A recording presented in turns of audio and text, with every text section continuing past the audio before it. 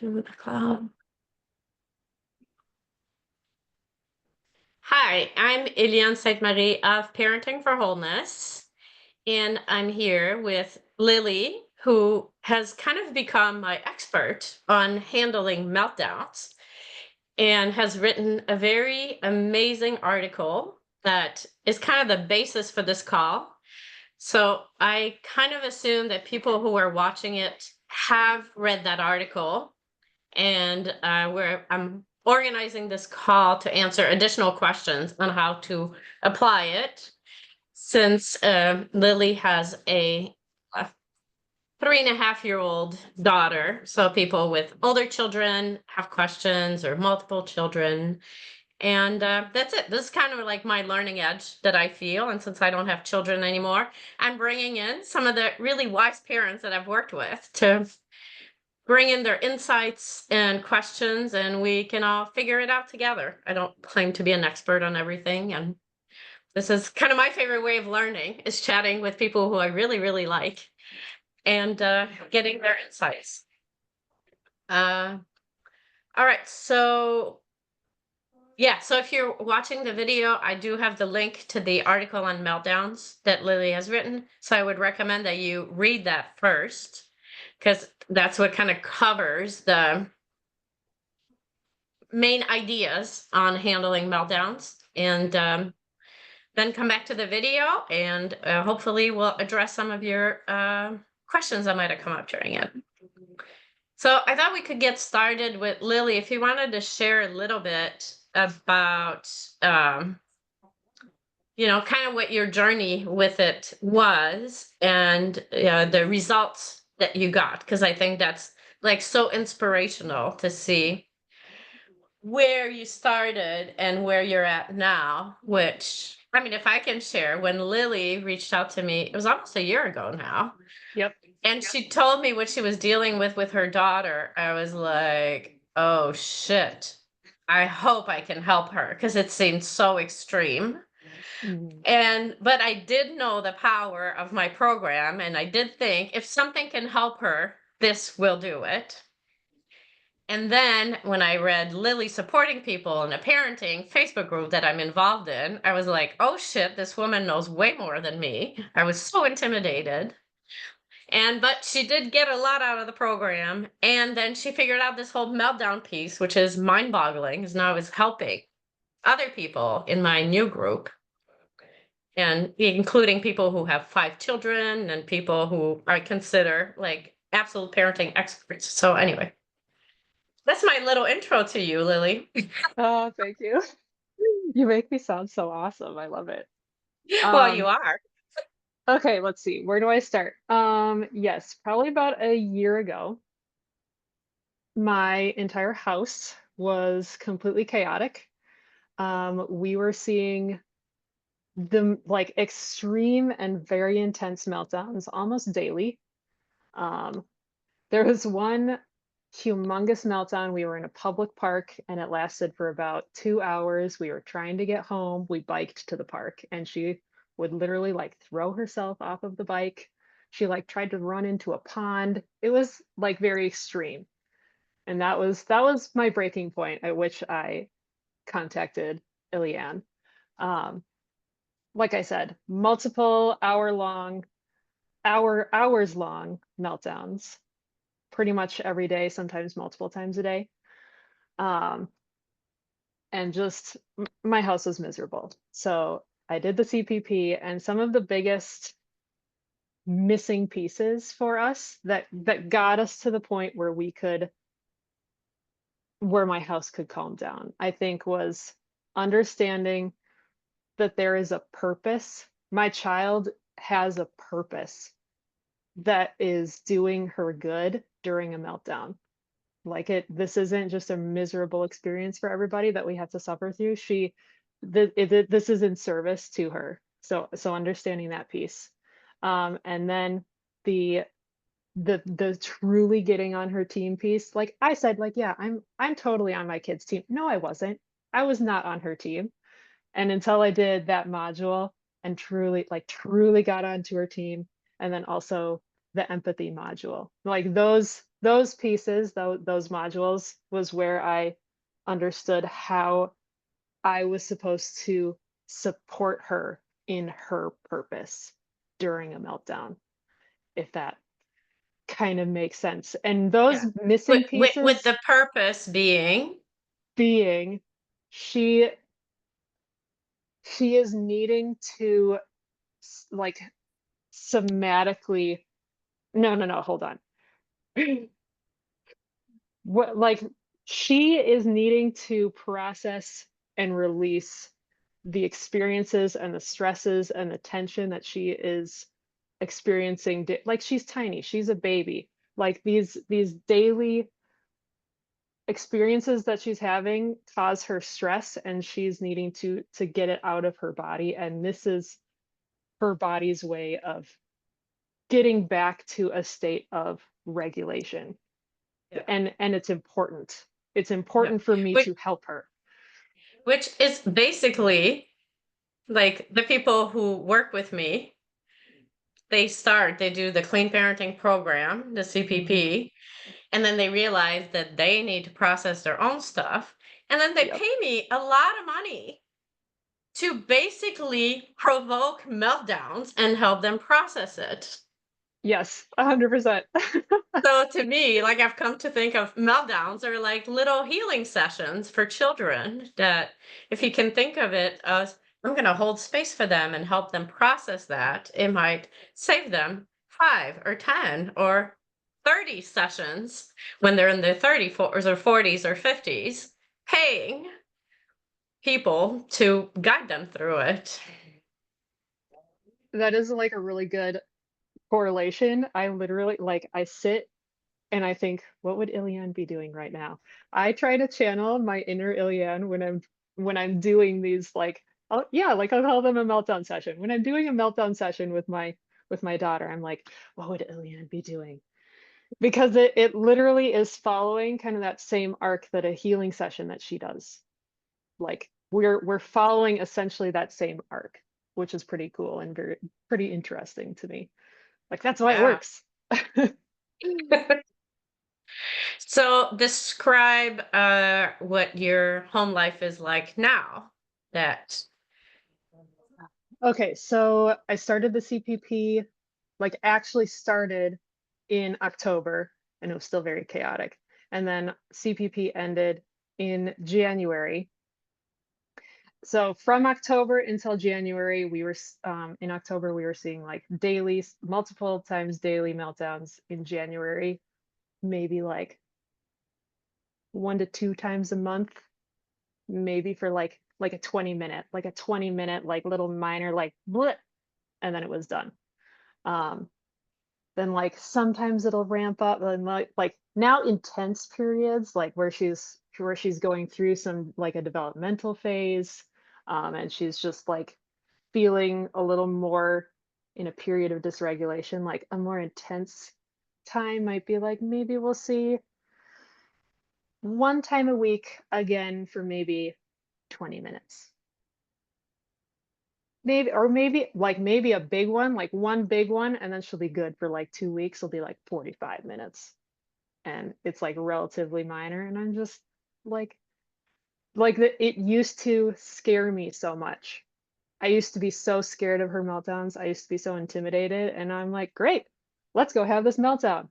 Let's get it out. Let's handle it. And like, it isn't a scary, intense, like the meltdown itself is still intense. Don't get me wrong, but I am not thrown by it. I'm not riled by it. Like, I feel so much more solid and comfortable in just like sitting, like just letting the storm just kind of fly around me, and it doesn't throw me. Like, Mhm. that I was a think big this is piece for me. actually really key because, like, people have often asked me, like, how do you do what you do in healing sessions? Like, how is it that so much can shift? Mhm. And I mean, there's things I say I've learned to shut up, I've learned how to hold space, whatever. But I think that one of the big things is that I'm so not afraid of feelings. I'm so not afraid of whatever somebody brings.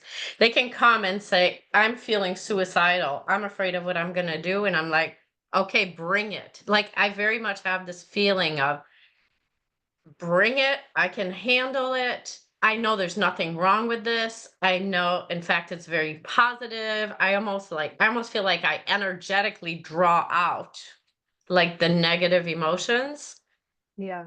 and so trust the process, like so powerfully trust the process and even love it. Like I love the transformation that can take place from it, that I feel like I energetically draw it out of people and somehow help them metabolize it more quickly. So I do think that that's probably a big piece. And I mean, I can see that for some people, especially when they have older children and it's like a much longer established pattern, and maybe some of the behaviors are harder to contain, it might be harder to get to that place. But I do think that like having that as the goal of getting to the point where you're completely unflappable and really can welcome it as, okay, this is a healing opportunity. Okay, might be inconvenient to my day. This is not what I wanted to do right now, but Yep. this is what's happening. Here's the opportunity. I'm going to let go of my other plans and I'm just going to do this and be completely okay with it. I think that could be like a piece that could make a difference for people who might think they're doing it right. And we talk a lot about that, right? Like in the program or whatever, in my work, I talk a lot about it's not about what you do, it's the energy that you're doing it from that really makes the difference. So I would say that would be like one thing to really cultivate. And for a lot of people I know, a lot of the moms that I work with, especially, it's uh they need to do some healing work on being okay with feelings. Because a lot of people have had their feelings suppressed growing up. So even though like intellectually you might know, oh, it's good for my child to feel their feelings and to get them out, there's still like a reaction in the body that's like scared of it, or that's like, well, I wasn't allowed to do this, so how come you can do it? Like kind of a what about me response. Or there's like a young part that gets activated by the child's meltdown that prevents you from being in this adult, grounded, clear place. So that's some of the work that can be needed to do in order to really be able to hold meltdowns for children and to have that healing effect that's very possible through them. Yeah, I would definitely agree with that. I know when I grew up, pretty much any expression of any emotion other than happy and pleasant was immediately squashed. Just like it is not acceptable to have any emotion than just like blandly pleasant. My like it was so when inevitably like my child is throwing up these like humongous emotion, like I never experienced like how do you safely navigate from frustration back to calm? I didn't know what that looked like. I thought frustration lasted forever. I thought anger lasted forever. I thought sadness lasted forever because I never got to experience it naturally ending ever Yeah. in my life. So when she started getting these like little spurts of like, these are minor little like frustration, like you can imagine like my panic response was just like, oh God, like I don't know what to do when I'm frustrated and now you're frustrated and I have to handle it and navigate it.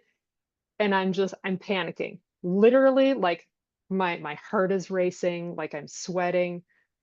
This is not like a calm, competent, clear, benevolent leader stance at all. This is Yeah. my adult is panicking. And then of course that would throw her further into dysregulation because oh no, like my adult is very uncomfortable with this. Like she's not going to be able to help me. And she's right. I wasn't able to help her because I'm panicking. Yeah.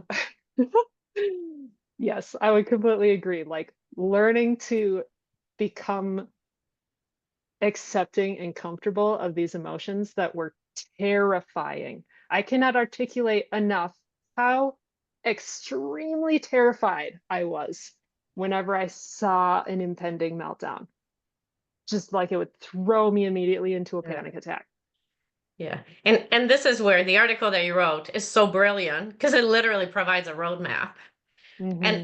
I guess this, I kind of wanted to open it up to, everybody else, anybody who wants to jump in and has, comments, wants to share a little bit of their experience or, anything to add to this. But like, I really loved, if I can quote you, Mark, is it okay about Of like how course, you said yes. that, like the meltdowns, it's almost procedural, like once you Yes. understood it. Yeah, and I think that really that kind of light bulb moment happened, the other day from reading your articles, Lily, and thank you for Yeah, for finding a way to really kind of beautifully articulate it. It was so like reassuring. It felt really reassuring to read it and to like really resonate with it. And yeah, as I said, I don't know if you read my post, I sort of said to Eliane, it gave me like a lot of reassurance, and I felt really so good. hopeful as well about taking it forward. And I think we've had a similar journey by the sounds of it from the little like I've heard from you and know about you, a similar sort of journey, and I really resonate with those feelings of the adult being terrified. I mean, I have a few very clear memories of just being like a rabbit in the headlights and just completely panicking. We were in Portugal 100%.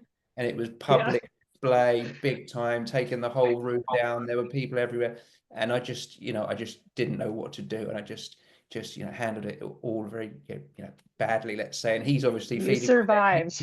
I survived. Yeah. Okay. Yeah. Thank you. That's kind. But yeah, he's feeding off that energy, but so reading the articles and doing the work on empathy and the whole program thus far, just as to sort of start viewing it as well as a healing and an adaptation process and something that is truly beneficial to him, has really helped me to be able to sit with that uncomfortableness more. I mean, I'm not there yet, and I still have those moments when I'm triggered and I can't fully sit it out. Missy can, and Missy has done for quite a while, and I'm getting there. But I think having this new knowledge and these insights from people like yourself is really helping me to find that place where I can just allow it and sit with it, and as you say, basically do nothing Yeah. and sit on my hands and yeah, set the limit if I need to, but let him ride it out and see it as a healing process for him, which I think that's Yeah. empowering. And yeah. Yeah. And really, I mean, we say doing nothing, but if I think about it, like for me, there's a very specific, I want to say like energetic stance that I get into. Like, and Sure. I can really feel like when I feel somebody, like at the beginning of a session, we might be talking and, some people might need some guidance to connect to whatever's really alive in them or whatever the emotion is. And then as soon as they connect with it, I can feel myself like, I take a deep breath and almost like I feel my shoulders go back. There's almost this stance of like, okay, now I've got you. Like it's almost like an energetic wrapping myself around the person to create this really like safe energetic container in which it's like, okay, bring it, but in a very loving, like almost a motherly, I guess I would say, like, bring it, I've got you, and like it's okay and it's good and it's wonderful and let's do this. Like I've got you and we're doing this together. So there I think, is, yeah, I it's like, definitely feel that. Yeah, I agree. Like I feel that even though in those moments Otis doesn't want or appears to not want to go off into a room, like he does, which I Yeah. think I know, like, yeah, like I feel like it's exactly what you described, Lily. yeah, Yeah, it's like like she's definitely kicking that, and screaming. I'm carrying her to the room and she's like, "No, don't bring me in the yeah, room." But as soon as we go over the threshold and I close the door, she's like, "Oh, thank God. Okay, yeah, let's do yeah, it." yeah, yeah. I feel like the like I feel like Mark said, like the same sort of thing. I feel like I've known for a while that the meltdowns need to kind of go through the whole process, and I've been able to hold that for quite a while. And like I've definitely had that kind of like bring it on feeling when it's a meltdown, when when I know it's going full meltdown. But yeah, I definitely think since doing the course, I've been able to see a little bit more into the sort of, okay, it might not just be about what it is in this moment, it might actually be something deeper. And I think that's an area we're still sort of trying to explore with Otis. Like sometimes, you know, we go through whatever it's been over a toy or whatever, and he comes out the other side and he's great, but sometimes it feels like there is something still stuck and we're not quite sure. It doesn't, sometimes it's not clear to us like when to probe about, is this deeper, is this about having a new sibling, is this, you know, like it's, yeah, I still kind of feel like that's all new to me, really. Yeah. And I mean, I would say, like with a lot of things, it's a process, right? It's like whenever you learn a new skill or something, it's like at first you learn the basics and you kind of put the basics, I don't know. I'm thinking swing dancing because whatever, I'm a swing dancer. You know, it's like you learn the basic steps and then you learn how to do this and how, but to get to the point where you can just fully flow with it and not think about it and just be present in the moment and, you know, get creative with it, and like it just takes time. So I feel like, you know, that the road that you're on, like you and Mark, um you can like you can trust that process too, of you're gonna figure it out more. And the more Otis, who's 5, just for whatever people watching, I lost my train of thought. Yeah, like the Oh, practice of it. as he also, yeah, as he becomes more comfortable too with the process, and as he trusts you more, the more easily he'll go to it. Like the more you'll find your flow together. Yeah. And I like, Lily, I think you wrote something like, let your child practice the brain activities of a meltdown. It's something that as they practice, you know, he will also be able to perhaps heal more, or find more adaptation through us working with him, I suppose, to practice. Whilst we're practicing, he's also practicing. Yeah. Yeah, so that was Yeah. quite nice to kind of read and think about it in that context as well. Yeah. And part of it, and I mean, a lot of the people here, you know, you're here because you have very spirited children. So when you're dealing with spirited children or highly sensitive children, um, well, one, it can be challenging because there's way more emotions and meltdowns and challenges than more average children. Like I feel like I had more like easier or I guess my most challenging was my third. So it was easier by then than figuring that out as you're figuring out how to be a parent with your first. Um and um and it's so, yeah, so it's definitely more challenging when there is like a lot of it, a lot of intensity, when it's really disruptive to the life. And then it's especially challenging, well, 2 more, when the behaviors trigger you personally. So if it triggers some of your own wounding, that adds a whole level of difficulty. When that's often when during the program I'll say, "Oh, this might be a good time for you to do a healing session." If you see that there's something that just like it so triggers you that you're unable to be empathetic or to put into practice what you're learning. So that, and oftentimes, in a way, that's also the child's purpose in having those meltdowns or in having those behaviors, is almost to poke you into places where you're wounded so you can heal yourself, because they are often perfect little mirrors to where we're not healed. And yeah. But the other thing that I want to talk about, because a number of you on the call here today, it's like it can be so challenging when the behaviors are really extreme. So when the aggression is really extreme, when the words are really vicious, when the reactions are so extreme, like a child just collapsing on the ground and being unable to walk, like it's so much harder to cope with. And I really feel for you guys who are dealing with that because unfortunately it's kind of like as the cards you were dealt, where you're almost asked to master this at a like 99.9% level. Whereas for me to have a smooth family life with 3, I only needed to master it at like 75%. So unfortunately, I feel like there's not really like a shortcut for those of you where that's the case, where it's just, yeah, that's the cards you were dealt, and you're just gonna have to work a lot harder at it to be able to reach this place of presence and unflappableness that I was talking about before.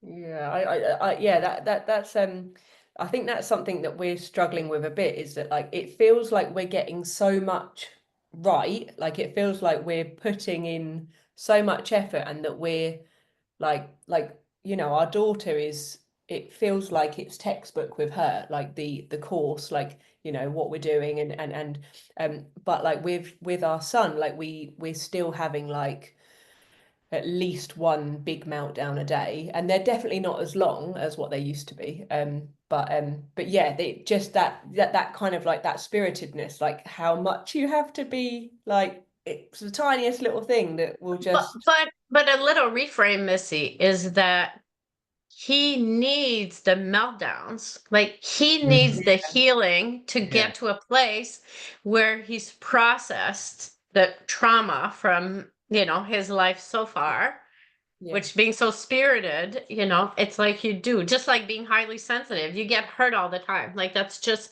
it's inevitable Life when you're itself that is sensitive. just pushes you out of, like, as you're just like highly sensitive people just have either like a narrower window of tolerance, and just life, just existing in life pushes you out of it all the time, and just coming out of it, you need to process it to be able to come back Yeah. in. So Like I know he I've like, said often to this group, but it's like I need to sob once a day, and preferably before bed. Like last night, I had a hard time falling asleep, and I'm like, oh, damn it, it's happening again because I've been doing well. I haven't made a point of crying for a few days. Well, then I can't sleep because my nervous system is like this just from like normal living because I'm so sensitive. So, oh, that's one thing that I want to link in the comments too. Lily, we talked about editing that piece of at the beginning of the clean parenting call where I talked about like what it's like to live being that sensitive. yeah, Because I think that's really relevant for like being that sensitive or that spirited, where like just understanding what it can be like to live life in this way where we literally need like very regular meltdowns or crying or however way it is that we process our emotions as like hygiene, like nervous system hygiene to just, so yeah, so coming back to Otis, I think, you know, him still having meltdowns is not necessarily a sign of you not getting it right. It's more he still has more to process until he can get to a point where, and you'll see it when he lives primarily regulated, where there's not going to be as many. So I think that's what happened. And in a way, I feel like, I mean, the article that Lily wrote is beautiful, but I kind of want to say that I don't think that her experience will necessarily be typical for other people. Because for you, it was, we were just talking about that before. It felt like it was almost surgical. Like she went deep into figuring it out. And then it was like, then the meltdowns just happened. It was nonstop, right? For a few weeks or nonstop. something. It was so bad. It was so bad, you guys. Yeah. But then it's like, I don't know if it was you or Skyra or the combination or whatever. Like you just Yeah. went in and you just got it done. Like it's like Yeah. basically you went in and you got it done and you healed her nervous system. And then she became a different child to where Lily was like, I'm not sure if she's spirited anymore. And I was like, Yeah, wow. wow. Yeah, what? if you had asked me a year ago what my life would, or if you had shown me like what my life looks like right now, like a year ago, I would have laughed in your face. I would have been like, that is ridiculous, completely unrealistic. But now, like, it's very comfortable. It's very comfortable, like, living with her. That isn't to say she doesn't have meltdowns. We had a really epic one this morning, actually. Um, Probably about 45 minutes to an hour, about a lot of stuff. But it's like it's comfortable now. And well, I would agree. Like, I feel like she isn't like spirited anymore. Like, that is wild for me to say that. Yeah. I feel like Wow. we've gotten her to the point where she's cleared out all of the gunk, and now, like, maybe that, like, expanded her window of tolerance, or she's just a little better at keeping herself in a narrower window of tolerance. I don't really know what it is, but Well, I think it she's does in. expand it because Maybe. trauma and unprocessed experiences shrink our window of tolerance, where we Yeah. just get triggered so easily. So once you healing the trauma, it does broaden the window of tolerance. And yeah, and we've talked about that before too. It's like if I'm regulated, I can handle a lot of things. If I'm not regulated, you'll look at me wrong And and I boom. can have a PTSD episode. So creating that regulated nervous system, I feel like that's what you did with Skyra. And I Yeah, feel I would like agree. that's what's needed for some of the spirited kiddos in our current clean parenting group is like getting to the point where you're so skilled at handling the meltdowns. And that's the other point I wanted to make before. I guess it is connected. And because I think so part of the challenge too for children who are highly sensitive and really spirited is the emotions are so intense that oftentimes we don't want to feel them Oh, 100%. because it's 100%. overwhelming. So I Yeah. feel like that's part of the work too, is like getting to a place where the children are like feel safe enough or comfortable enough to be able to feel their feelings. Yeah. And I think too, some of what happened with Skyra is that because you were doing it so like regularly, Extremely and regularly, multiple times yeah, a day, regularly. yeah. And like I've experienced this in healing sessions where it's like once you see the benefit of doing it, and then you see like how much better you feel after doing it, then even if the emotions are intense, you're like, yes, but I know I want what's on the other side of it. So you become more and more motivated to feel those emotions when you know what the positive result of it is. So I feel like that's all part of the work of helping children like fully heal their nervous systems, is getting them more comfortable feeling their emotions and kind of trusting the process and seeing the benefits of the process. Yeah, I like to kind of tack on there. That's also why, like, if you read the article that I wrote, I like put in there pretty explicitly that, like, it seems really mean, but I don't allow my child to soothe herself during a Oh meltdown. yeah. And it's because, like we did a couple meltdowns, and then I was like, it feels like you're trying to distract yourself. Like, she learned from the master of minimizing and squashing emotions, me, that you squash it, you try and make it smaller so you don't have to feel it. And then if you don't feel it, it still is like alive in your body, right? I So must she, admit, I'm sorry. well, No, go ahead, Missy. yeah, you go I was ahead. just going to say that it's so like when I read the article, it was pretty much like the same as what we do with Otis, but there was Yeah. a couple of things that were different, and one of the things is that we would always get his bun, and I have tried a couple of times to say like I'm not going to get bun for you now, but it does feel really hard. It It feels really feels really hard to mean. stick with that because Yeah, it it's does. always like when he doesn't want to give us a cuddle, he will cuddle Bun. So to do like 5 years, he's had Bun since birth. It's been a challenge, and I think like a couple of times I've let it ride out without Bun, but there was one really big one this week that just went on and on and on, and I, in the end I did get it because I was just like, this it just felt like I don't know, it felt like he needed it so much Yeah. in that Well, moment. I'm definitely and sort of on the fence a bit about that one. and to me, it's like, it's like everything else. I always say there's no one right way. That's why I never tell people like this is how you do this. So I feel like Lily wrote like this really beautiful uh guide almost to doing it, but then it's like use it to inform you, but then feel into what's called for. Yeah. Because ultimately it's about like only you can truly know what's right for him. And Mhm. it could be that sometimes, like even in healing sessions, when I start working with people, especially, I'll say, let me know if it feels like it's too much. Because sometimes if you're so dysregulated, feeling the full emotions will cause more trauma. I feel like that happened a lot to me in my healing journey because I Yep. have the um affectionately called roto-rooter approach, where I'm like, I'm not afraid of emotions. I'm like, let me just go all the way in as deep as possible and feel and clear as much of that shit as possible. But when my nervous system was still very dysregulated, and when I didn't have the proper holding for it, or some of it wasn't even the proper holding. I think I had the proper holding, but I had such a distrust of people that even in a proper holding, I still didn't feel safe. So I would be forcing myself to feel these emotions in an unsafe setting. And I feel like it just damaged my nervous system more and more. It's like, yes, I would heal something, but I would create more damage in the process.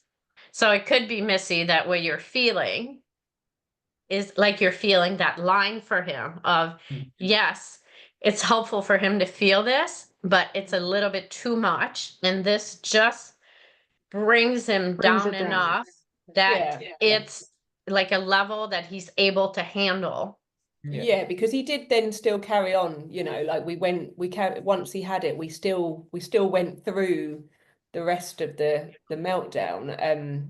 But yeah, it was like, oh, okay, yeah. But so Yeah. that's And part of it too, it's like getting to know your child. So, Yeah. I mean, I know that for me, when I start doing sessions with people, like I feel like the first few sessions, it's getting to know the person because everybody's a little bit different. Mm. And then I check in after, like, especially at the beginning. I'm always like, okay, check in with me after the session. I want to know the effect of it because because every person's different. Yeah. So, yeah, it's definitely a learning process. But yeah, like for me, when I'm doing sessions for myself, I'll often, like hold it, like it's comforting, but I'm Yeah. not disconnecting myself from my emotions. So, Yeah, I think that's the line where if you're for us, for me and my daughter, she was totally seeking any way to like disconnect herself from the emotions. Like she wanted to stop it. She just wanted to distract herself from it. yeah. And as soon as she would like she would like find a book, or she would try and get the passy, or like all of these different distracting, soothing mechanisms. And then as soon as she got them, boom, the emotion stopped. Right. And then as soon as she Yeah. like left the book, like it would kind of start to bubble back up again, and she'd be like, where's my book, where's my book? Like it was this Yeah. like very frantic energy of like, I need to stop it, I need to stop it, because I've learned from my mom that these emotions are scary and bad and I can't have them and I need to make them go away. And she was great at it. She was so good at it that I had to stop it. But Yeah. like So I wonder if now she would still do the same thing now that she's more comfortable with the process. she like we've tried a few times. She still has that tendency though. It's like pretty well ingrained even at this point that it's still like the level of intensity feels so big that she wants to stop it. Like it's uncomfortable. It's uncomfortable to feel frustrated and angry and sad and grief and like all like it's uncomfortable and nobody really wants to feel that way. Like it makes Yeah. sense. Yeah. And this is a great conversation to have with your children, And there's also because an element of needing to hear no, isn't there? Like, to hit the wall of futility as well. Is that, it's Yeah. like I've definitely seen that with Edith. Like, she needs to hear me say, no, we're not going to stand up, you know, to be rocked, or, you know, whatever it is. So, you know, some children just need to hear that firm no in order to carry on with the process. Yeah, yeah. She And definitely, like, my daughter will just be like, tell me no. Tell me no about something just so I can cry. So, like, she won't actually say those words, but it is so clear to me in that moment. She'll ask for something totally ridiculous that she knows the answer is no to. Just so she can, like, and it only happens when you can kind of feel the energy start to drop, and then she's like, no, I still got some. Tell me no about something. So then she can ramp it back up and, like, get some more out. Yeah, It's I like thought I that it's found kind of that funny. I found that Kinda so funny. funny. Yeah. And it was really interesting that on that Miss 10's almost 11 last major meltdown was happening it was almost bedtime, and she was pushing me so hard to have screen time, and it was like, I don't know, 8:50, and I said, screen time is done at 8:30. I'm so sorry, we can't do that. And that she wanted to numb out, and that was the thing. That was the thing that caused her. So she will often read or numb out. But it was the thing that tipped it for her. That no. And I had to be extremely firm. Like, she was in my face. She was, and we have a long history of physical aggression and some property damage as well. In addition to the verbal stuff. But yeah, there was one question, gall darn, what it was it that I was wanting to ask you. Like I did write one down that Okay. you had. Well, I think one was, I don't know that I can get her moved. And the other thing was when I try to leave. So there was something in there that in the coursework that you don't have to stick around when your child is basically verbally abusing you. And so I have been trying to leave, but that amps it up for her. So for when I leave, and the physical aggression piece. So I'm doing a tap dance um around that, and she was getting very close. In that last meltdown, we were in a room. She will be the one sometimes to shut the door and block me in. She likes to block my pathways. She likes to, and at this point, she's 80 pounds, like, and Yeah. we'd like to avoid a lot of physical stuff because it hurts when she hauls off. And then I get really triggered too, and it's just no good. So I'm having to learn to tap dance between setting a firm boundary. And for the parents who may be watching this with older kids, I actually did call the police on her earlier this spring because she just wouldn't stop. And so I feel like, and that was at the suggestion of a therapist. Did that feel good? No, it felt horrible. I hated it. But I think she knows finally, for her, I think she needed to know that there's going to be a massive consequence if you continue down this path. You need to understand that being violent with me or my husband, her dad, or wrecking stuff in the house is no longer acceptable. But it triggers her when I leave. And so I'm having to find this balance of keeping myself safe and not taking a lot of verbal abuse, but sometimes it seems like the verbal abuse, like the really ripping into me that's highly triggering, is what she has to go through to then get to the feelings. So I am working on increasing my capacity to take that, because I don't know how else to do that, because otherwise she follows me through the house, outside. I mean, there's just no place I can go to help her to stop that behavior in order to get to the feelings. I don't think I'm expressing myself well. Yeah. But Well, I mean, I think if that makes sense. yeah, I mean, I think I understand it. Well, yeah, I do understand it.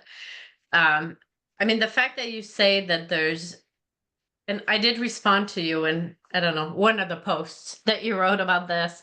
But like the way that I see it, I feel like there's two options. One is, but it seems like maybe the first one is not actually an option for you, is really like finding a way to stop or like to really make her understand what your limit is, which would be, by like leaving the room or whatever, but it seems like it's not an option for you. Like it's not feasibly possible at this point, I would right? agree. I would agree because I have to get physically, I actually have to physically move her and then basically run away. And one day, I mean, had gotten the car keys and managed that and gotten my purse, I had my driver's license. I probably would have had to run her over in order to leave. And so I went, abort, abort. Like I cannot, like, this is unsafe, you know, and she just followed me everywhere it went. So I'm like, okay, I've got to just sit here and listen. So no, leaving a lot of times truly it doesn't seem to be an option. Yeah, because I feel like to me, like you have two options. One is to find a way for her to really get that those behaviors are not acceptable. So she really hits the wall of futility with it. But it doesn't seem like you have a logistical way of doing this at this point. Yeah, I agree. It So then, feels like from what you say that she's like almost chasing you to almost like she needs to go through it and she needs you there. So she's following you, but she's not letting you like get away, but then she's breaking that boundary, isn't she? Oh yeah. I mean, she'll pull on my clothing and at the neckline, she's hauling off on me. She'll be poking on. I mean, it's yucky. It's really yeah. yucky. Yep. So So then to me, like the only option that I see that's left is because you do say that it is effective if you can sit there and take it. Like that's how she almost like cleanses herself, is doing all that, whatever, the name calling and telling you all the things that she tells you. And then at some point it's like she gets it out of her system and she's able to move through the other stages of the meltdown, correct?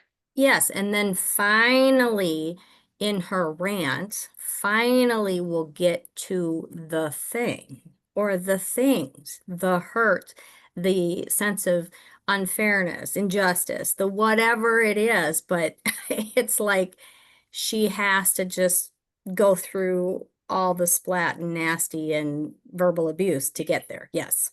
You know what?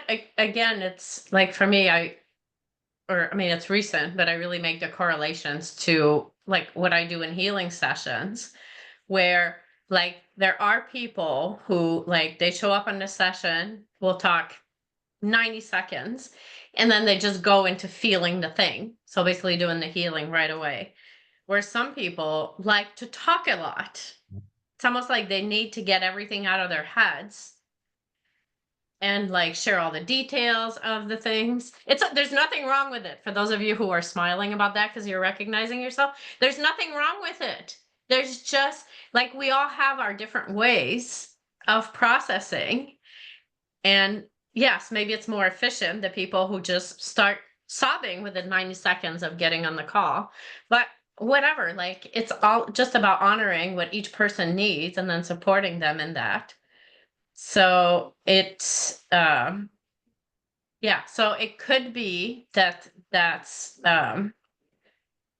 just Miss Ten's way, is that she needs to speak a lot, get a lot of the stuff out of her head, or get a lot of the facts out so they don't keep swirling around inside of her. And it could also be like some things that could help it are sometimes our children will mirror what we do or what we feel. So oftentimes children who are afraid of feeling, it's because the parent's afraid of feeling. So if you do your own inner work on this, or like it could be if there's a feeling of injustice, working through your own feeling of injustice, like maybe looking at whatever's like keeping her in this place of needing to do this. What is it mirroring in you? So it could be you're doing the same thing, or she does the thing that you never allow yourself to do. So it's almost like poking at you saying, you need to let yourself do this. I'm showing you how you should be able to like free yourself to do this as well, instead of just over controlling yourself. That's Was interesting. another thing. Yeah. I Um, also, oh, go ahead. I'm just going to put this quick out there, and we can maybe circle around. But the other piece of this that I really want to talk to Lily is how, if there is another adult in your home, how in the world has that person been able to stay regulated or be on board as this increase has happened, and what happened when he or she wasn't, and just to navigate those pieces, because that's a humongous other piece for us. And I'm Yeah. going to suspect for Michelle too. Yeah. We All don't right, have, so I want to I do want to talk about that, but I want to finish up my thought on the previous thing of like, I think the other thing that could help, and this is why like nonviolent communication is the only book that I recommend to all of you, and that I have a whole program on, because really learning to empathize with someone and their feelings can so shortcut the process. It's like if you say just the right words, and I'm sure like a number of you have had that experience with me, where, because that's a skill that I really, really, really, really developed, learning how to, like when somebody's talking, it's almost like feeling what's actually alive in them. And like in the book, I don't know if it's in the book, but anyway, the author of the book, Marshall Rosenberg, says something, which I'm sure I'm like grossly paraphrasing, of like never listen to somebody's words, listen to what's alive in them. So that's one thing that can make it so much easier to stay present to a child who's spewing, nasty words, is if you can put I think he calls them your giraffe ears on, your giraffe ears, to just hear what are they actually saying? What are they trying to communicate to me? Oh, okay, she's trying to say she's not feeling safe. Okay, she's trying to say she's having a hard time. She's trying to say, or she's trying to communicate, not trying to say, because they're not trying to say it. But part of them is trying to communicate, I'm feeling so horrible, and I'm trying to show you how horrible I'm feeling. And the best way that I can think of to communicate the magnitude to which I'm feeling uncomfortable is to tell you that I want to shoot you, or that I hate you, or that it's like they're just trying to communicate the magnitude of their feelings.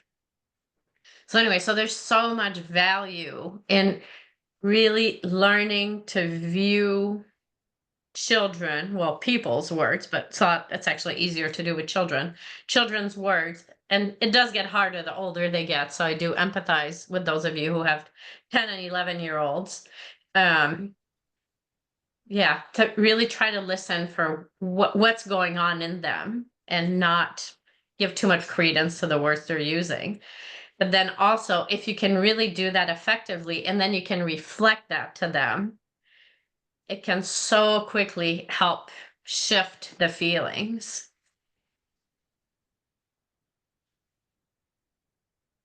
I just wanted to add on that note about the nasty words. I experienced a meltdown with my 5-year-old. So granted, she's a lot younger than 10, but she was saying, I hate you. And I've worked with Eliane for quite a few years now.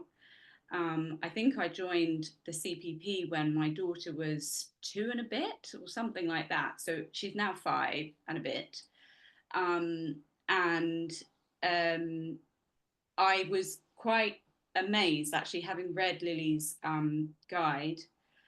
It's all familiar to me, but it was really interesting to kind of see a different perspective. But when my daughter was firing, I hate you, or whatever she said, I'm going to kill you if you don't do it, I think 3 years ago, had I not started this process with Eliane, done the CPP, done some healing on myself, those things would really hurt. But honestly, it was like she was telling me, I want water, or I'm cold.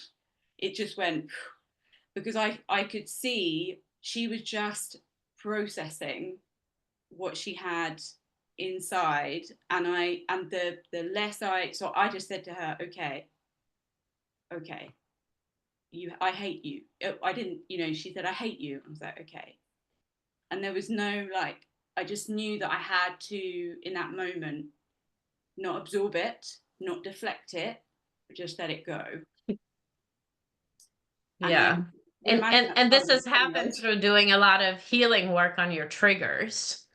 And yeah, I mean, that's the thing that I think, kind of, I don't know if it's unfortunately or fortunately, because in a way it forces you to do inner work that you might not otherwise do.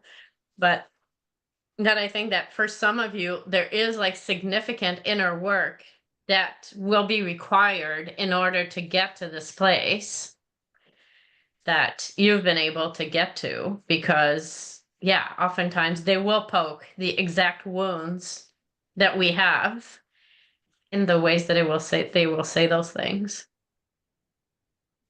Yeah, one thing that and I responded to your post where you shared that story in the Try Facebook group, I think. Like one thing that I was thinking again is that might have helped the situation some is again empathizing with those feelings though, because even though it's great that you didn't let yourself get triggered by it, but for me, if I'm really, really upset and I'm telling you those things and there's no reaction, I'll feel like, well, she's not getting me. Yeah. Versus just saying, oh, I can hear you really angry right now. Yeah. And kind of like matching the experience, because that's so much of what helps the healing take place, which I think is a lot of what I do in my healing sessions, is like really being met exactly where you're at and like feeling really seen and really understood. Oftentimes that's all that's needed to shift the emotion. Yeah, the feeling understood piece is like really, really key. Yeah. Like I know when I screw it up, when I don't when she isn't feeling understood, that's when like our meltdowns last forever. And I'm like, I'm missing something. Like I'm clear. So then I start kind of poking around the edges. Like, is it this? Is it that? Like, she'll tell me like, no, it isn't that. No, it's not that. Like she'll tell me when I'm getting it wrong.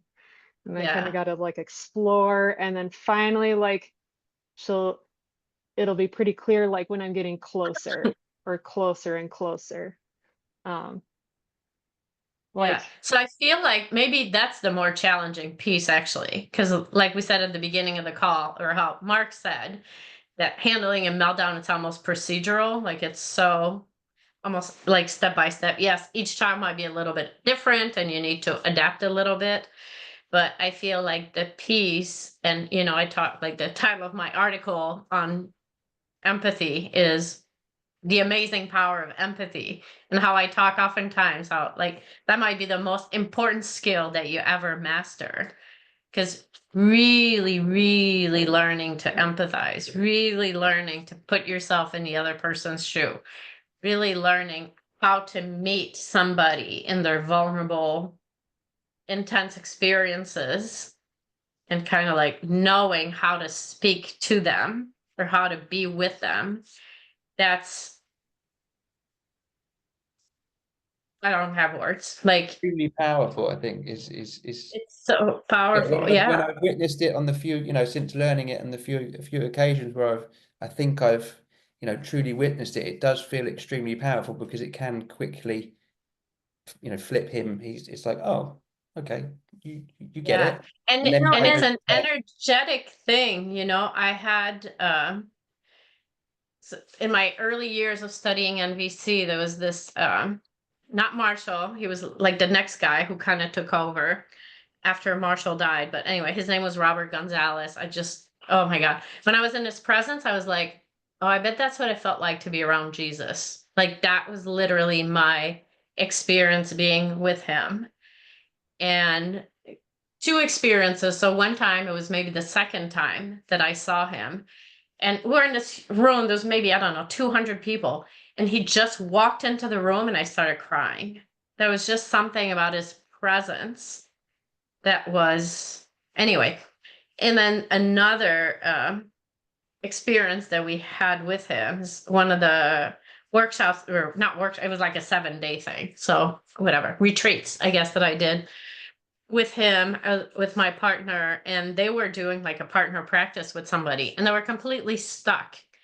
And at some point, Robert just came to stand by them, and CB just started sobbing. It was just his presence. He didn't say anything. So the power of being in this place of presence and knowing how to hold space. I think actually that's probably, like, people often say, because it's happened often, that people will do a first session with me and they're like, can't believe how much stuff came out. I've worked with therapists before, like whatever, or like, I don't cry. How come I cry right away with you? And I think it's probably that, like, I've so cultivated this ability to really be present that it really like brings out a lot, even when I feel like I'm doing nothing and I feel like I can't believe you guys are paying me for this. It could be just talking to your neighbor. Like, you don't need to be talking with me. But I really think it is that quality of presence. So again, just more encouragement to really like do what you can to cultivate that place of empathy and to clear your blocks to it, because that's probably what will make the difference between. And I wonder, Lily, if you feel like that was part of it for you. Like, was there a shift? There must be, because I mean, you worded it more in terms of when you were really able to be on her team. Yeah.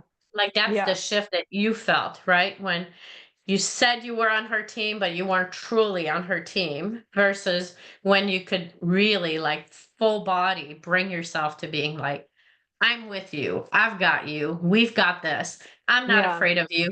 I'm not afraid of it. We can do this. Yeah. And I would also add to that, I feel like people, like, imagine you're having a fight with your spouse. Okay. You almost feel more activated when you feel like they don't see you, they don't understand your point of view, because you feel like they think you're incorrect, right? Like, there's an element of like being extra activated because you're like, you don't get it. Like, you think I'm wrong, or you think like there's an incorrectness about me.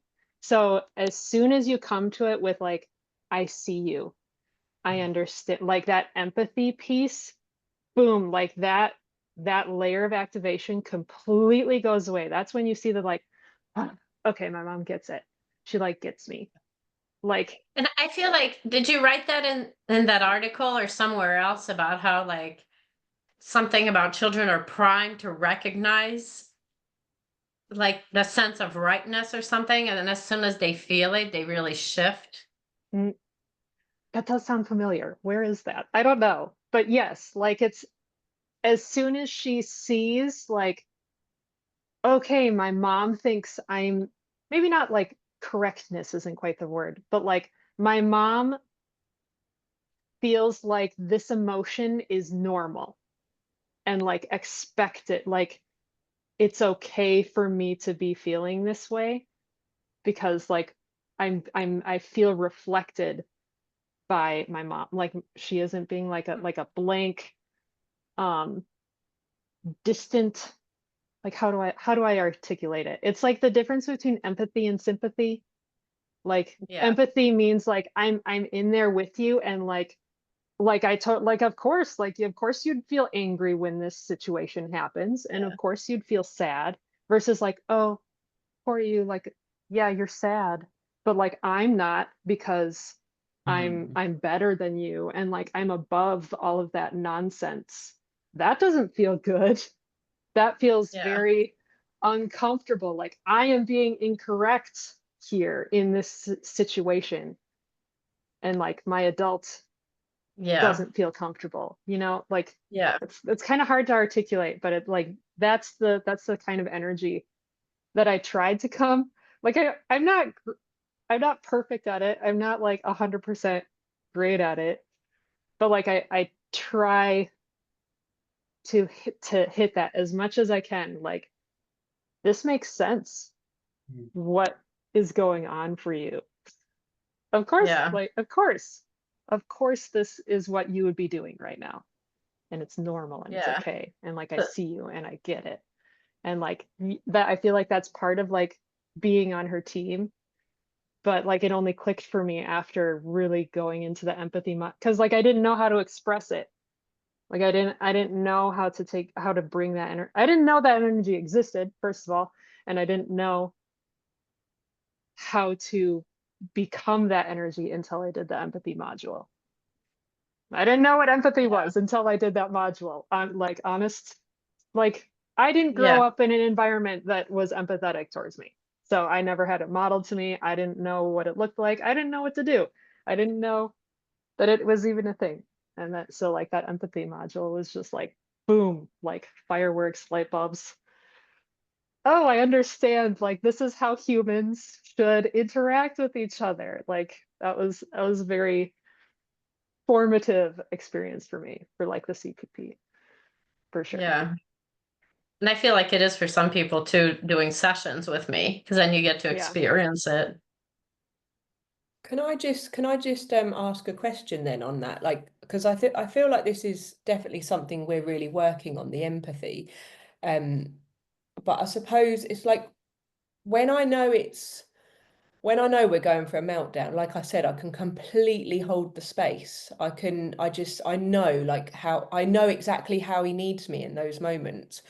But I suppose what we really struggle with, and I think I speak for both of us, is like, like we can get up and everything seems fine for like 5 minutes. And then there's the kind of way he's talking to us or the way he's being towards his sister. And again, we try and like, well, okay, what's he feeling now? Okay, maybe this is a bit overwhelming. He had a busy day yesterday, he's tired, but then it's just like there's one thing after the other and we empathize. But then I suppose there's also that kind of authenticity of like it gets to a point where we're just starting to actually get really pissed off by it because we're being verbally attacked or we're everything we do like isn't like right and sometimes it just feels like we can't in those moments like figure out what's going on for him because he's just so closed and like there's so many things. So I don't know what my question is really, but it's just how to really like the meltdown. How to be authentic and how to empathize and when to kind of be like, no, that's not like And I think that might actually be where almost like triggering a meltdown would be, because obviously something's going on if he's acting this way.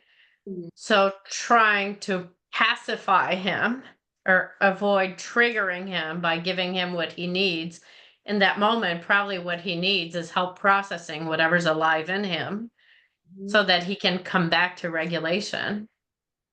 Yeah, but then it just feels like we're like constantly setting a boundary, or then it then feels like we're both, although we're trying to be on his team, it feels like for him it must feel like we're not on his team.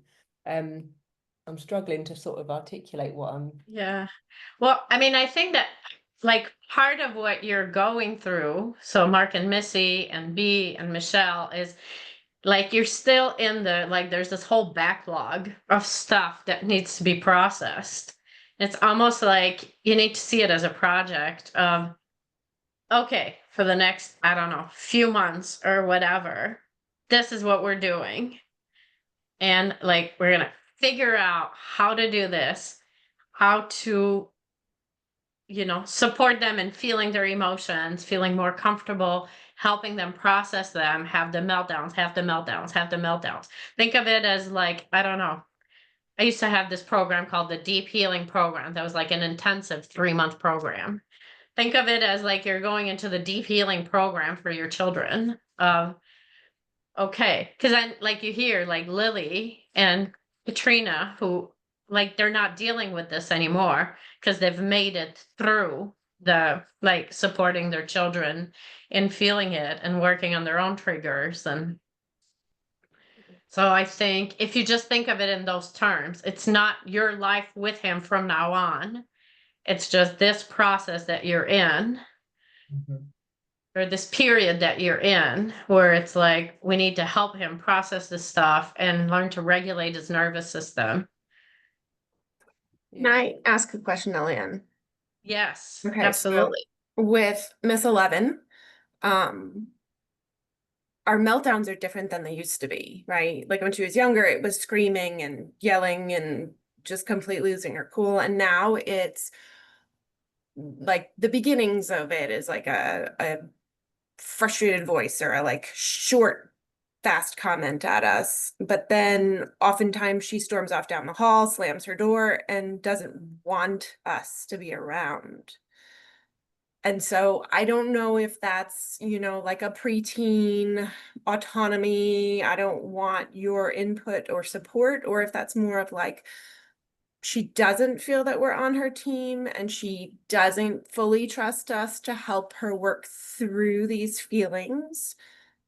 And that's not, you know, that's not like the only way she melts down, right? She might get upset at her dad for yelling at her because, you know, like he got outside of his window of tolerance. And then she wants me at some point to come and she wants to talk about it and cry, but she doesn't let me go very far. She shuts me down if I try to like dig deeper than what just happened. I don't really, you know, like, is that because she doesn't trust us because we're not fully on her team yet? Or is that a preteen thing? And like, how do we get her to let us in? Or do we just leave her be? So yeah, so there's a few things in there. So one, when she just goes off on her own, how is she when she comes back? Fine. Usually she's like whatever and joking around as if nothing happened. But that to me feels more of like a suppression than it does an actual processing. I don't know if that's accurate, but it's the way Yeah. Well, I mean, there are times that she does seek you out. So for now, I would just focus on those. And yeah, part of it could just be a hormonal teenager. But I mean, there's also a lot more that's going on for her and for you. So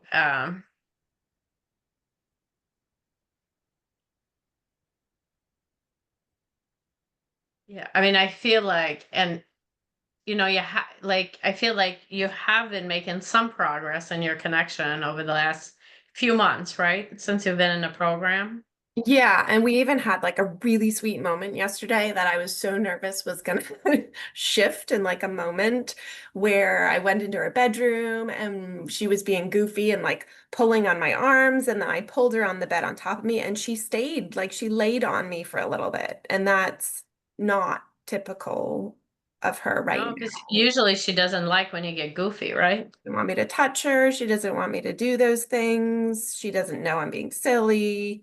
Yeah. So there's but it's, you know, like those shifts are small and they're far between.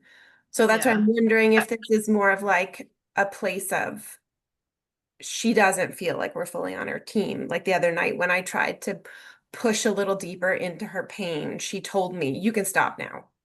Yeah.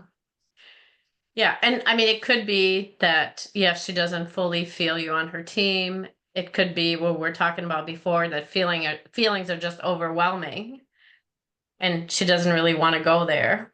Yeah. And um and yeah, some of it too has to do with your own, you know, we're talking about before, of just being really solid. It's like the more you can get yourself to a solid place, the safer she will feel to open up to you. Like I think we've even talked about it, like working with different types of therapists, where like if somebody's more solid, it allows you to go deeper. Right. So So you like, kind of have a sense of Sorry, go ahead. No, yeah, I was just thinking like if we can get her to trust us enough to open up and to really start to like process the stuff from the last 11 years, then do you think the like we just had one 2 nights ago and then again the night before that where like it's bedtime, it's actually past bedtime and something happens and she falls apart and falls on the floor and can't move, she can't hear us, she can't talk to us, she can't see us, nothing, like completely shuts down. Do you think those moments could start to shift to where we don't see that reaction happen as much? Yeah. But I do think it's almost like, to me, the next step would be that because shut down, it's like first you get really, really activated. And Right. when you're too activated and you can't cope with it, you shut down. But so we don't always see the activation happening. That's the problem. It seems like Right. everything's okay. So she's gotten really good at masking it. Yeah. So, and it is, I mean, for some of us, we live in a chronic state of activation. Yep. So it's not like you say, you don't see it. It's probably like if you live with really intense activation, it doesn't take a lot to shift you into shutdown. Yeah. So to me, it's like the more of the work you do, the more you heal yourself, the more you can be regulated, the more you can support her in doing all of that.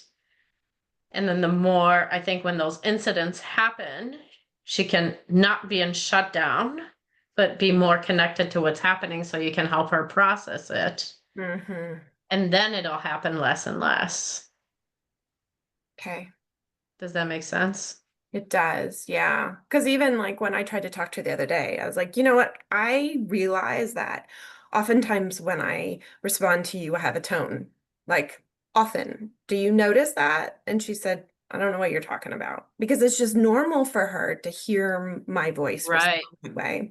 And so I gave her a little, like, well, this is what it would sound like without a tone, and this is what it sounds like with a tone. And she kind of was like, blew me off, whatever. But I think that's her norm, and that I'm sure doesn't feel good. And I'm sure that keeps her on edge and all the things. So once I can navigate that better, once I can learn to, which this is really helpful, this call, like seeing her as too much has been my theme, like being able to see her as different than that will help me respond to her differently. And then hopefully she will feel differently about herself and she won't be so on edge all the time. And then stuff will start to shift. Yeah. And part of not feeling like somebody's not too much, our child is not too much, is feeling like we're not too much and feeling like our own emotions aren't too much. Because oftentimes they're just a mirror of that. Yeah.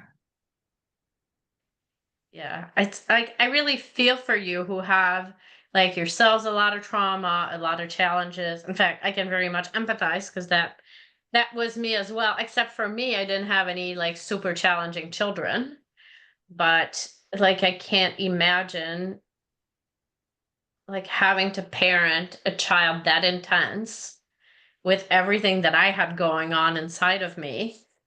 That's where I tell you all the time, Bea and Michelle, that I so admire you for what you're able to do, because you're still here and you're still working on it and you're still managing to be so loving and warm to your children, even if you're not perfect all the time. It's amazing. And it's like, yeah, you got handed like something really, really challenging.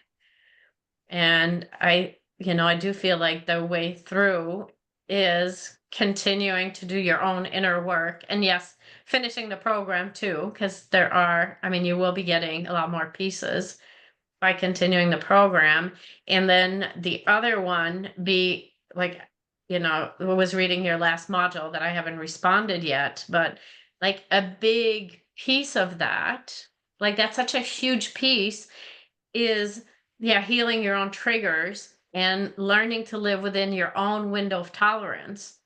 So figuring out how to get your own needs met so that you're able to be present to your daughters when they need you.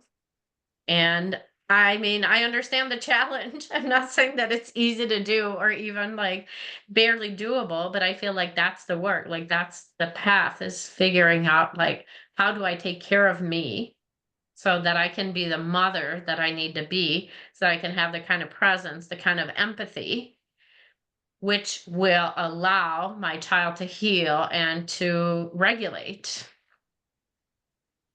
Yeah. And I don't know, I can't speak for you, Michelle, but maybe you can empathize, as I am highly sensitive, and I suspect I'm also neurodivergent. Like, just there are certain executive functioning tasks. My mom always used to tell me, you're so slow, and I just go, the way I try to manage through life. So I'm always feeling like I'm barely accomplishing what I need to. And then I have a neurodiverse child who also needs tons of structure and support. And I just go, and then a husband who's, I think, on the spectrum, and it's like, what? Ugh, so like they're just, I know there's a way forward, and I'm open to to the guidance coming, but it's like I don't know how to do it all, and to find the time, money, and emotional energy to do all the healing work that I need to do. I honestly, I just, I mean, that's kind of where I sit. And I'm trying, but Yeah. whew. And I can tell you that, well, first, like, it's not the first time that I hear that, and I relate to it a lot. And one thing that I've observed is, doing this, it's almost 11 years now. It is 11 years that I've been running this program, is that, like both you and Michelle, you can see like every few modules, like there is progress that's happening. You get to the integration modules and you're like, oh yeah, I do see that some positive changes have taken place. Or you get on the calls and you see them. But like, when you're dealing with so much, they seem like such little improvements compared to what you have to do. But like, you'll look back after, or that's what I've gotten to see with a lot of people, is like, you look back after a year or 2 years or 3 years, and then they realize, holy cow, I've come so far. Yeah. So I think you're in a situation, both of you, where you're not going to have I figure out meltdowns and 2 months later, I don't have a spirited child anymore. Like, that's not your reality. But like, you're both so committed and so capable. And it's just about like continuing to put one foot in front of the other and continuing to work on the things that you have access to. And I mean, right now it's the program, and I've got you. Like, we're going to figure it out, like, step by step by step. And at the end of the program, we'll come up with a plan, with a game plan for you. Yeah. Yep. And Yeah. I just keep going back to like this whole thing of just don't give up. Don't go to despair. Like, and if you do, cry it out, tantrum it out, do what you got to do to move, feel and move through those feelings, because when you're in despair, then there's no energy for anything. Yeah. And That's that's what I always tell people. If you feel despair or hopelessness, message me right away, because, sitting in emotions, oftentimes it can be positive, even if we don't see it. Like, the emotion can, for example, if you're feeling sad, you might feel sad for a few days or a few weeks even, and there can be a positive purpose to it if you can allow yourself to feel sad. Hopelessness and despair, I don't think it does. I think it just keeps you stuck, and it just drains all the life energy out of you. So if you feel that, message me, and we'll figure out something to do. Even if it's just, I'm just going to say, how about you vent, or suggest a listening partnership, or suggest a session or whatever. But yeah.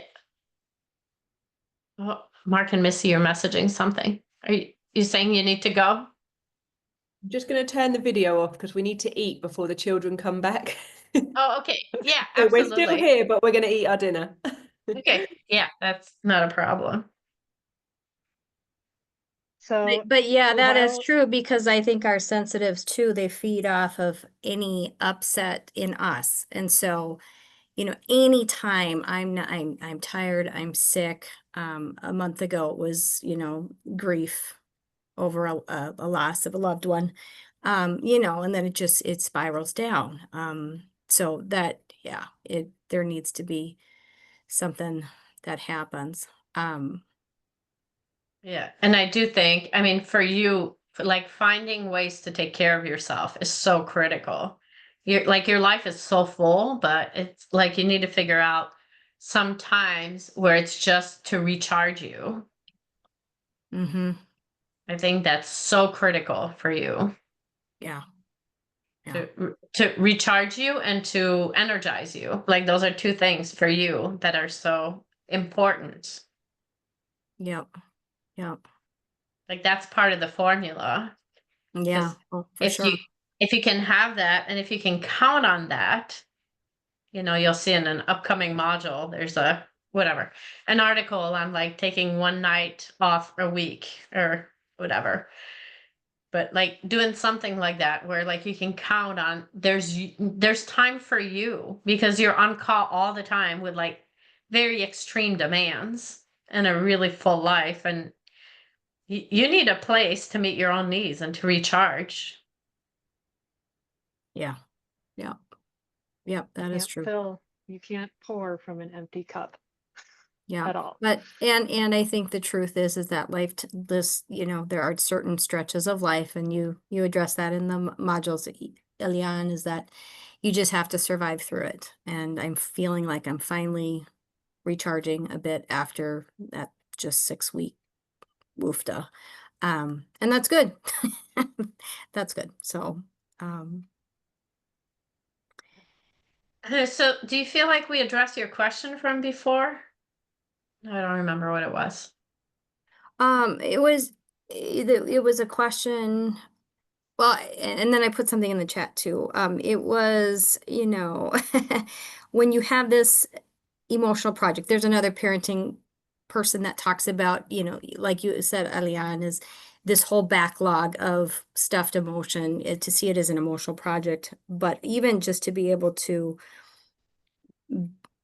what do you do with the other people in the house when you're dealing with meltdowns who can't handle them?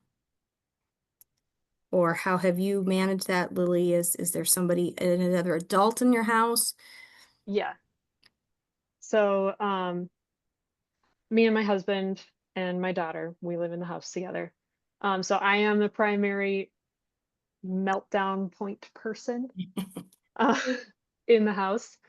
I'm lucky enough that my husband isn't too thrown by the meltdowns, but he doesn't quite like get it to the level that I do, to the point where like if she starts a meltdown with my husband, she'll be like, I need mom. I'm like, I need mom right now. Like, go bring me to mom. And he'll just be like, okay.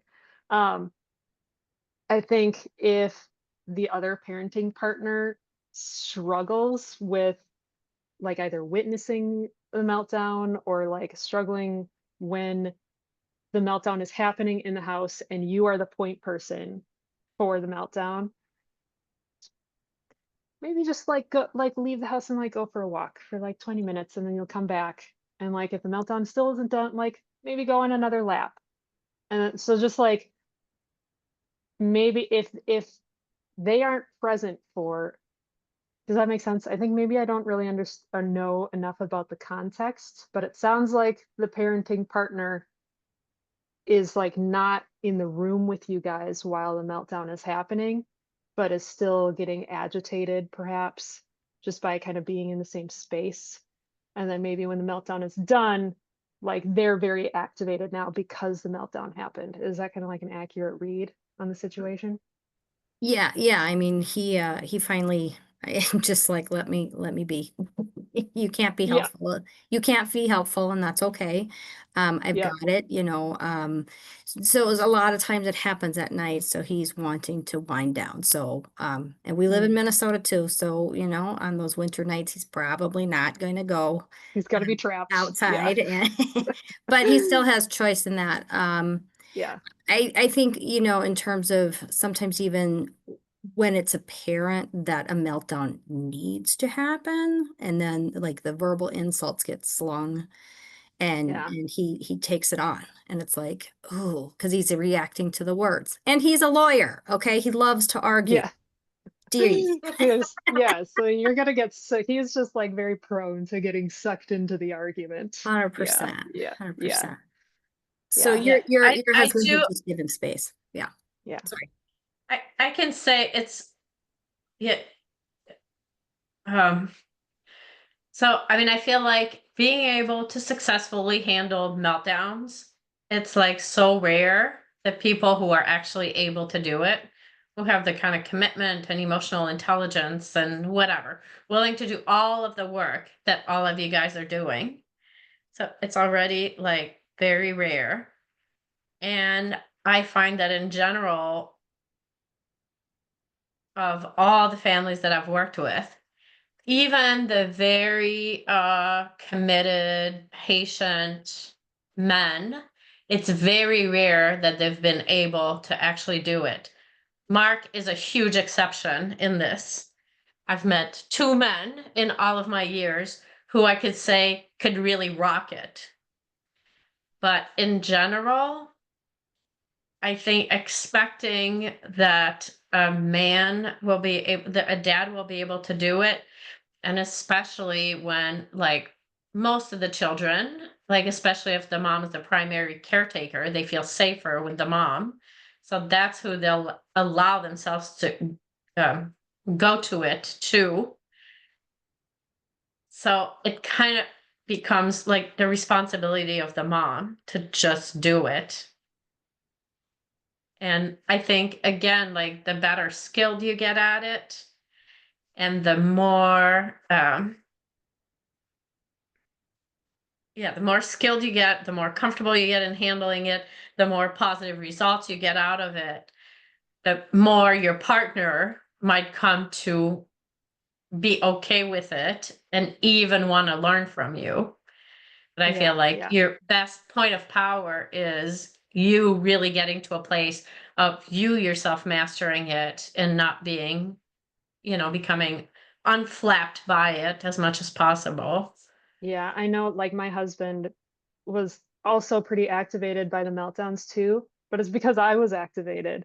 So he saw the entire house getting into this like huge swirl, and it was a huge explosion, and then he kind of had to deal with the fallout of that, right?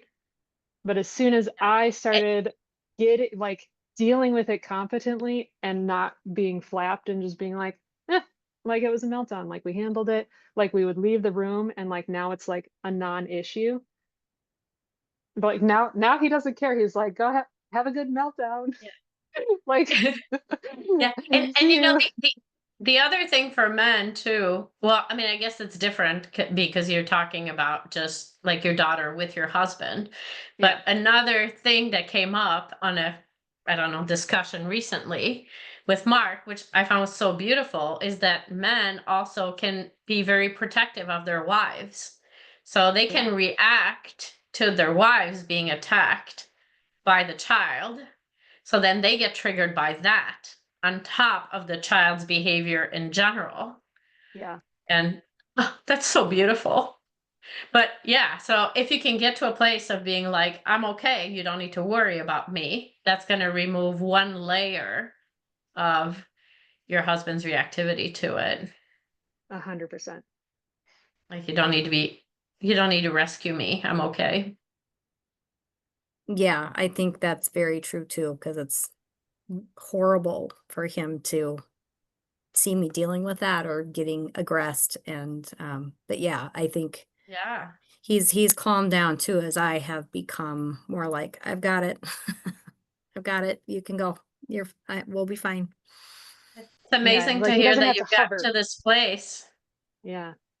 Like my husband used to like feel like he had to hover, like he was like very hovery over the situations. And now he's like he doesn't feel like he has to hover. And that's such like a relief to him. And I don't feel like I need to have him nearby to like step in, like in case it like goes really, really sideways and like I need backup. And like he's still sometimes in that pattern. Like he'll message me, like, sounds like it's pretty intense in there. Like, do you need backup? And like I don't need that. Like it doesn't even occur to me anymore to like need him in there. And like before it was just like you need to be nearby because like what if something goes crazy and like don't go anywhere, husband, stay nearby. And that like the change was totally within me and like my feeling of like I've got that, like no matter what she throws at me, like I can handle it. Yeah. I So I'm do getting aware of the time. yeah. I have one like anecdote that I think would be very helpful. Like I was listening to a Yep. couple stories of like how you guys were talking about how to handle behavior, like behaviors that are hard to enforce, right? Like you have your non-negotiables and then you have your like preferences and like like violence and like those types of things that are in some way like you can't enforce this Right. boundary, right? Um, so I have like a smaller scale. Again, like my daughter is smaller. She isn't 10, 11, she's smaller. So like this is on a smaller scale um than what you guys have been talking about, but I still think like you can extrapolate some ideas from it. So how I handled when she started doing some like really, really triggering behaviors during meltdown. So this was after we got over that like initial super intense hump. After I started doing meltdowns, what I would consider like competently, we had a huge hump and then we got through the hump and like things calmed down. And then probably like a month, 2 months later, things started ramping back up. And then she started doing some behaviors that like I felt I couldn't put effective boundaries around it because it was so hard to enforce. And I just like I didn't know what to do. She started I want to call it like spitting, but it was like less spitting. She would like let saliva like pool in her mouth and then she would like let it dribble all over the room. She would smear it on the pillows. She would smear it on my blankets. She would like lick the doorknobs and like take her hand and like scoop the saliva and like smear it on the walls and just I Yeah, am we've still like experienced some of that. so mad about like oh it just got me. It just like it infuriated me. Okay. And like how do you can't put boundaries around that. Like you can't like Yeah. No. how do you tell people like don't have spit, you know, like how do you like I can't leave. Like I can't do anything in control in myself to like make this not happen. And it made me so mad. So like I can't even tell you how angry So this made. how did you handle it?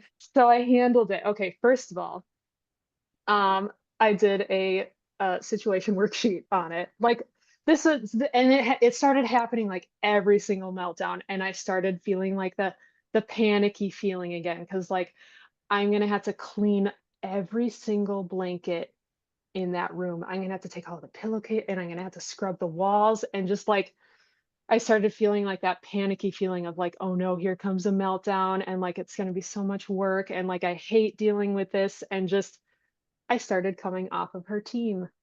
Hmm? Big hint, right? So I did a situation worksheet on it. Um, and So you then guys will get at the end of the program yeah, with the super clean helpful parenting by the program. way.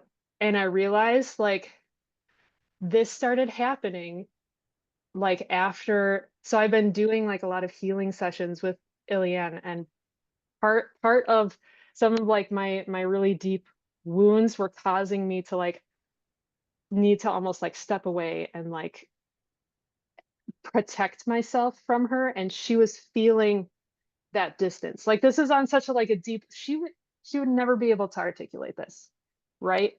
But what she was seeing like some amount of disconnection between the two of us, and that felt very unsafe.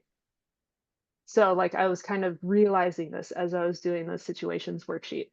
And I realized like it almost feels like as she's like scooping saliva out of her cheeks and like smearing it on blankets and stuff, like she's wanting me so desperately to just see how heartbroken she is and how mad she is. She is so mad. She wants me to feel this mad. That's what's happening right now. It isn't about this, like it's about the saliva, but it isn't about the saliva. You know what I mean? So, and I knew like while the meltdowns are happening and she's like smearing her saliva everywhere, and I'm going like, stop, like don't, like that's not effective. And it just happened more and more. Like I was activating it and causing it to happen more because of how upset I was getting.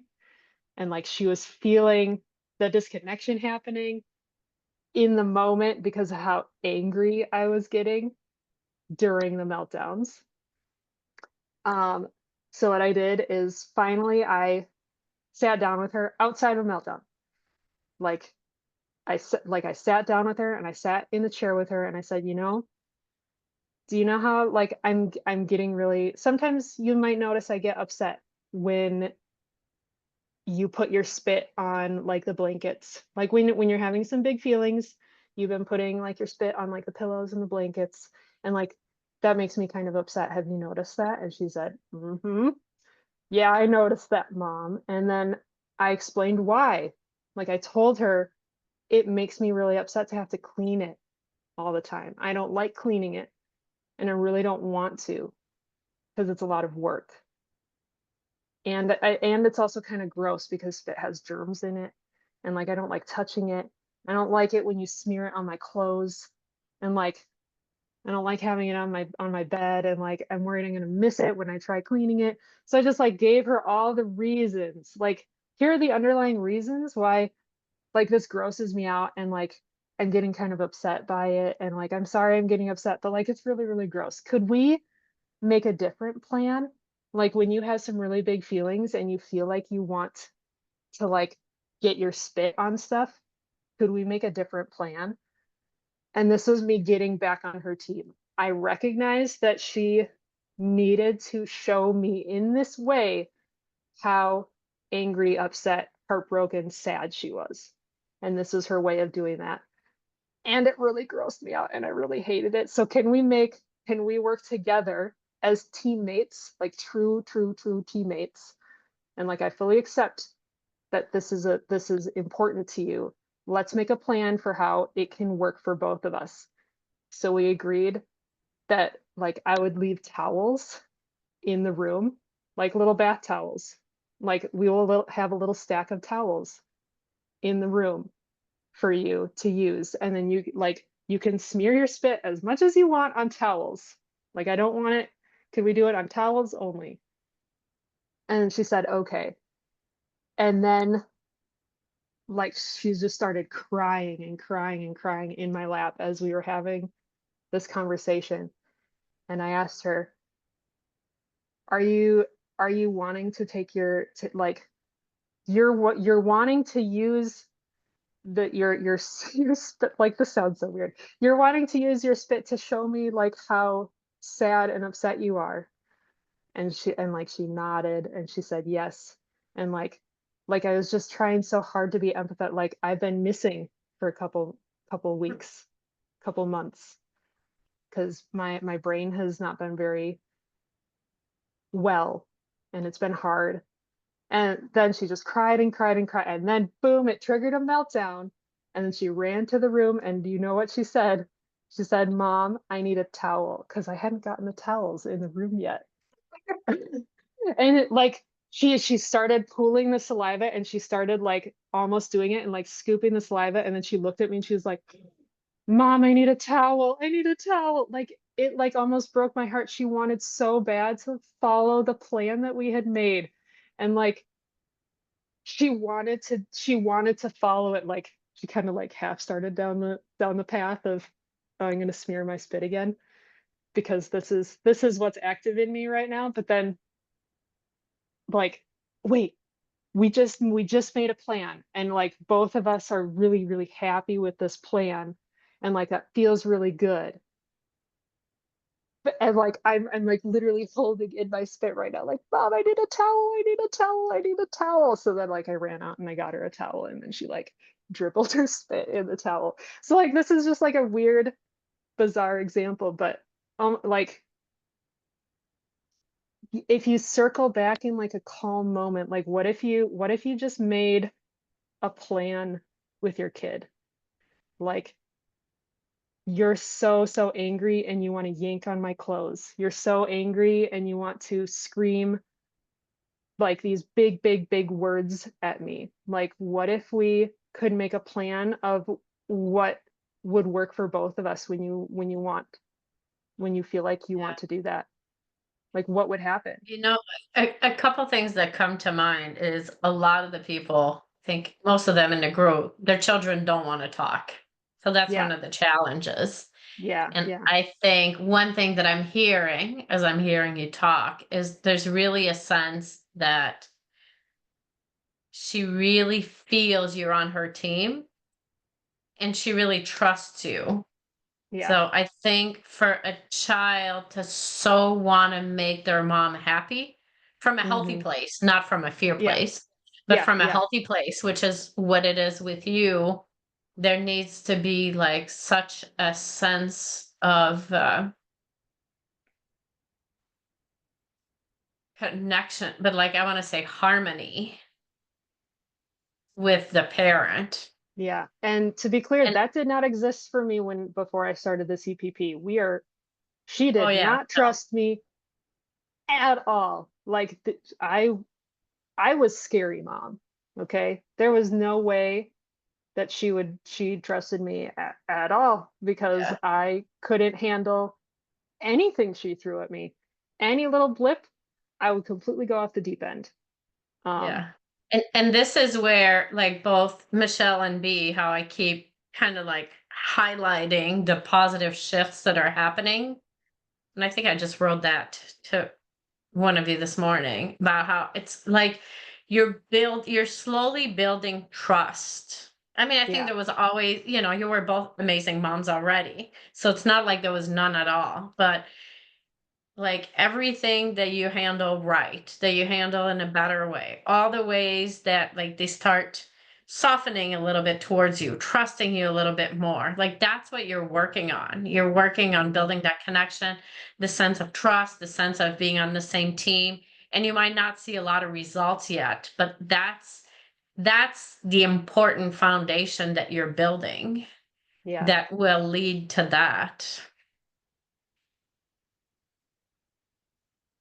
Yeah. I totally agree with There that. was one more question that somebody had asked me. So it's somebody who has 5 children, had 5 children in like 7 years, I think.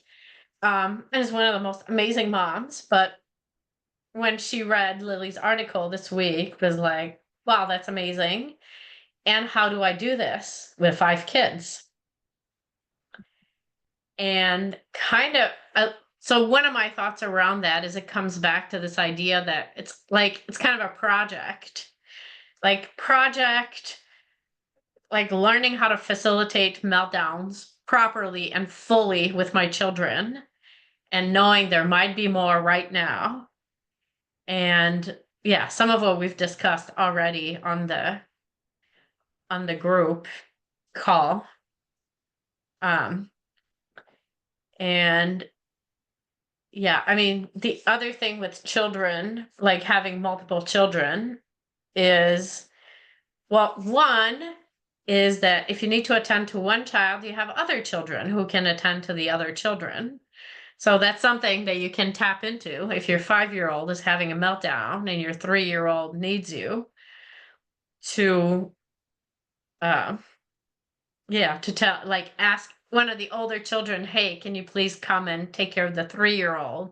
And then just maybe empathize briefly with the the 3-year-old and to say, I'll be right back with you. And meanwhile, whatever, your sister will go help you. And to me, those, like, I was never big on, I don't know, rewards or treats or whatever for behaviors. But there were situations where it felt like we're in such a challenging situation that the one way that I can maybe make it right for the child who cannot get their needs met in the moment is to like offer a little bribe or a little reward for having, I don't know, supported me in this situation or whatever. So anyway, that's something to keep in mind, that maybe that's the time when offering it to the other child who needs you or to the older child on whom you're putting the responsibility of taking care of the younger one or the other one can be helpful. But to me, like, one of the things with having multiple children, which I did feel that 3 was for me so much more than having 2, like I could handle 2. 3 felt like I had a big family and whatever, so many dynamics going on. Of like, I was very clear on, like, I want to be a fair parent, which doesn't mean that I'm going to give to each of you equally. I'm going to give to each of you based on needs. And like kind of having this general approach for me would be, okay, right now this child needs me. And when you need me in this way, I'll be there for you as well. So kind of having that general, this general approach of your children knowing that you're committed to each of them getting their needs met. And yes, there's times they have to wait and whatever, and it might look different with each different child, but that's what you're committed to. And basically that you're committed to meeting their needs when something comes up for them. So I don't know if that's helpful. It's definitely not my strength to just speak to a written answer instead of being in conversation, but I was going to say that just sounds like one big team. The way you're describing it, like you're a bigger team. Rather than on a one-to-one, it's like, right, guys, this is the situation. You got to help so that I can give them, because when you need me, I'll be there for you. And it's a effort. Yeah, I like that. All righty, we're already at the 2-hour mark, but anything else that, I don't know, any insights or questions that you feel are needed to feel complete or complete enough for today to cover this topic for other people? I was just going to say, having done obviously work for several years, it's quite refreshing to because there's that, like, there could be this part of me that feels like I should know it, I should have it all nailed, and there are obviously layers and everything. There's different dynamics. People have multiple children, partners who don't get it or do get it, but it's just really refreshing to kind of and relieving, I think, because there's part of me that felt like, oh God, I should have it by now. Why don't I get it? Why am I getting more information from Lily's document? Why can't I, I should know it, but I didn't. And I guess it's just nice to know that we're all kind of on this journey at various points and just all doing our best all the time. I mean, I don't know it all. Like, how is it that I'm having somebody who's like younger than most of my children write articles for me and educate me? It's, we're all learning. And a lot of this is just like a learning edge for, I want to say, like, the parenting world, like we're just starting to talk about nervous system. And so, yeah, we're all always evolving, and so much nicer to do it all together. That's why I like having these calls. I'm like, okay, I need to learn about this. Let me grab a bunch of my favorite people and let's talk it all out together. Yeah. Thank you, everyone. Well, thank you all so much for being here. I hope it's going to be of benefit to people. Well, It thank sounds like you you. wanted. Thank you. And Lily, your writing was beautiful. It was very clear. And there were thank just you. different points of this. I mean, you were so clear about the doing part of it. What are we actually doing when Yeah. we're holding that space? And one thing I wanted to say is like when you are holding space, like I've seen you do this, it's like our energy both expands and deepens and softens. Like that's how it feels to me. Like my energy goes right down around my belly and hips, and it's out here, and then it's just all softer. I always like to kind of know what it feels like in my body. But that whole sense of like, this is what you're actually doing when it doesn't look like you're doing anything. That you were so clear and just brilliant on that. So thank you both. Thank you both. Wow, you're so welcome. Thank you for saying that. Yeah. Well, All I say it righty. like I see it. I Take know care. you do. That's why it means so much. Good. All righty. Well, thank you all, you wonderful, amazing parents, for doing this. All right. I hope everybody watching enjoys the recording. Bye-bye. Bye, thanks. Bye.